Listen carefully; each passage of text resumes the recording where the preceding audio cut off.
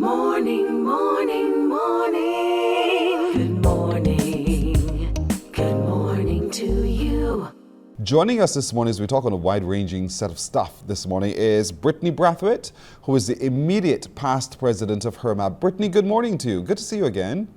Thank you. Morning. How are you? I'm doing well. Thank you for asking. I hope you are as well. I am. Thank you.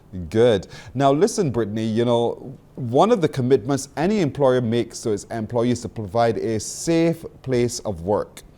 And while there are many offices that operate in many different ways with different types of machinery and in different conditions, at the same time, there's one thing that must be constant: safety and health at work, health and safety at work. So let's talk a little bit about that. From your experience as an HR practitioner, do you think that we've really, I know there's legislation, but do you think that we've really gotten and that more attention needs to be paid to it as well in the workplace today? I think there's always better that can be done. Since the proclamation of the Safety and Health at Work Act in 2005, I believe, it's been a period of transition for a number of organizations who've had to not just work to seek alignment with the piece of legislation, but also work to improve towards ISO standards and international best practices. We have a thriving manufacturing industry here. So it's not just the baseline or the minimum threshold of the legislative threshold here, but also to achieve international best practices. So I think a lot has been done by employers. Better can be done, and better can be done from both areas, so both employers and employees, but better can also be done through the legislation. And I think it's prudent to mention that we do have regulations in the works for the Safety and Health at Work Act, and that will focus or provide a little more specificity around PPE, sanitary practices, what the benchmark around some international best practices are, some more prescriptive guidance for both employers and employees around their responsibilities. So that change in the pending legislation is really going to do the more that we're looking Yes. for, I think. And I'm glad you framed it in that kind of way, because the pandemic showed us, listen, there are some things that we were not even contemplating. And you mentioned the Absolutely. PPEs and so forth. I know you're hearing of so many other health conditions that are popping up. But it, at the same time, places a lot of it, I'll use the word, expense at the foot of the employer. And so there has to be a happy medium somehow. So how do we adjust legislation? How can you as an HR practitioner emphasize the need for every employer to really take it seriously, the need to upgrade and update the Shaw Act? Well, I mean, of course, the Shaw Act and updating that is a policy measure. So updating the policy measure through the requisite ministry. I think where employers and practitioners can get involved is to ensure that they're advocating and providing the information, the statistics around what their costs have looked like, and those types of things to umbrella agencies like the Barbados Employers Confederation, like HRMAB, so that when we are at the social partnership, or we're in a forum where the information to feed into the policy or the legislative changes needs to be retrieved, that it's there and it's representative of what the challenges are that employers and or employees are facing. So I'd say for a practitioner view, ensure that that information is being sent through to your umbrella organization, so we are really aware, and HRMAB as a representative body can aptly represent and advocate for what your needs may be, so that when we see the legislative changes, we have a better balance in cost, in responsibilities, and in every other area. I like the way you said it too again there. But with all the pandemic changes as well, revenue has dropped significantly for a number of businesses. And when revenue drops, a number of other things are cut. And unfortunately, in some instances, you would see the attention paid to safety and health at work also being impacted by the changes in revenue generation.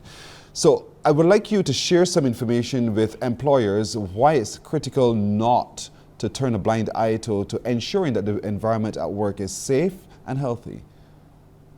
Yeah, I say that safety and health at work continues and will always be a paramount issue. I don't think it's secondary. I don't think it's something that kind of gets thrown by the wayside when revenue is down. I think, Pearson, where we've had a bit of an adjustment in the shift in responsibility a bit is because we've seen so many persons move to remote work during the COVID-19 pandemic. And there are lots of organizations that has retained that. So the responsibility moves a little bit beyond what does an employer do in the four walls, right? In the physical space.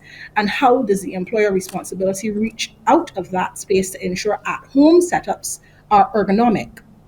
How do they ensure that persons are having a safe amount of screen time? Is there guidance on those things? So I'd say, that there are ways, even where revenue may be an impediment, that we can ensure, and even where a person's working structure has changed, that you can ensure that safety and health remains at the forefront of your employees' minds and that they are thinking about it all the time. Brittany, you're reading my notes. It's so unfair that you can see it from where you sit, because one of those conditions that has been coming to the fore a lot recently is mental health. And oftentimes, that's not a discussion a lot of people want to talk about because sometimes we don't quite understand what it means. Within this whole structure of work from home, the time that you are expected to clock in and clock out somehow seems to have been blurred, and as a consequence, the pressure bears on the individual and the employee. So let's talk about that now and what this updated legislation, given different working conditions, should look like, and what can the employee agitate for. Yeah, I'm aware that we had a number of senators that spoke to the importance of allowing the legislation to be broadened to treat to remote work settings, particularly because the public sector has issued a remote work policy.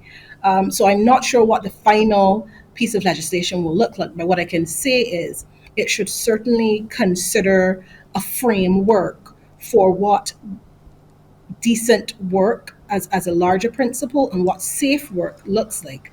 And beyond just mental health, we're also talking about mental wellness. So is it that employers should be issuing remote work policies that not just tell persons when they should be on and off, but also are clear around the safe practices for remote work?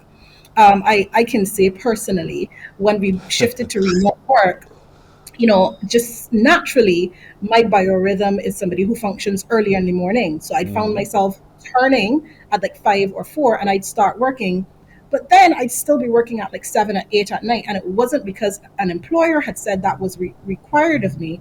It's just like my body was continuously working because you were there, the laptop was there, etc. So employers have to set frameworks around their expectation of their employees, be clear about that. And employees, where they're being unfairly asked to engage, also need to agitate to say, okay, well, this is taking a serious or is impacting my mental health in a way that's not conducive to me being productive. Because there's only so much time that you can actually be productive when you're in front of a screen for 16 hours. So on both ends, I think a framework from the employers, but employees also saying in a comprehensive way, well, this is what is working, or this is not what's working, and this is where we need help. You're so right. I shudder when I see an afternoon meeting being scheduled. Because I function better in the earlier part of the day than in the afternoon. So it's like, don't plan a meeting for the afternoon. That's not my optimal time. Now, there's some other things that have been popping up on the landscape recently as it relates to HR and how it impacts HR as well, because there's been a lot of talk about NIS, pension and all the like, and paternity leave, which was postured recently in some of these public meetings. Let's talk about that, because it must be a tremendous benefit and music to the ears of men to hear that, hey, we too have an opportunity, hopefully, to be able to benefit from paternity leave. Yeah, well, I mean, there's not been an official discussion started on it to say that there will be a piece of legislation, but the intention and the hope is that we do get there as a country. We've seen the benefit it's had, the socioeconomic benefit it's had in other countries who've implemented the leave policy for paternity leave. And I think persons are a bit worried about, how frequently may a male be able to utilize the leave? What is the strain going to look like on NIS when it's already strained? I think we can be guided very much by the legislative framework that we already have for maternity.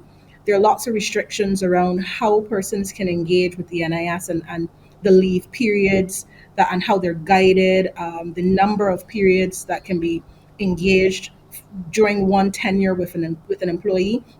So I think we can take some hope from the existing structure of the maternity legislation, that there will be a good framework around any legislation that's produced for paternity leave. But what I would say, Pearson, is that there are lots of discussions that can happen around paternity leave. Yes. And there is a possibility. I was actually in a focus group a couple of days ago, and a suggestion was brought up by the facilitator of that group around having parental leave rather than having separate maternity, because there has also been the advocacy for the extension of maternity leave, right? So rather than extending maternity leave and having separate paternity leave, having parental leave, and a household decides how you divvy that up. Not my idea. Heard it in the focus group. Thought it was a fantastic idea. Yes, But it is. those may be something that we see come to the fore as well. I think as the national discussion and the advocacy efforts through umbrella organizations continue, I think we will probably end up with a pretty solid piece of legislation around whether we have paternity or something else that allows for males to also have leave and engage in the rearing of children. To be continued, Brittany Brathwaite, to be continued, because we've only barely been able to touch the tip of the iceberg when it comes to discussion. But I always love engaging with you guys at HRMAB. You know this, through our HR, Talking HR with HRMAB week after week. Remember, folks, you can go to the website, HRMAB.org.bb, and you can see for yourself just what's possible right there. And membership is always welcome, because people like Brittany exist, Joan exists, and all of our other previous guests and future guests as well exist within that one space. That is experience that you cannot pay for, and certainly membership allows you to be able to tap into it and to benefit from all of it in all of its vastness as well. Brittany Brathwaite, immediate past president of HRMAB, thank you for joining us again this morning. I want to encourage you always to keep it up and continue going on. Thank you, Brittany.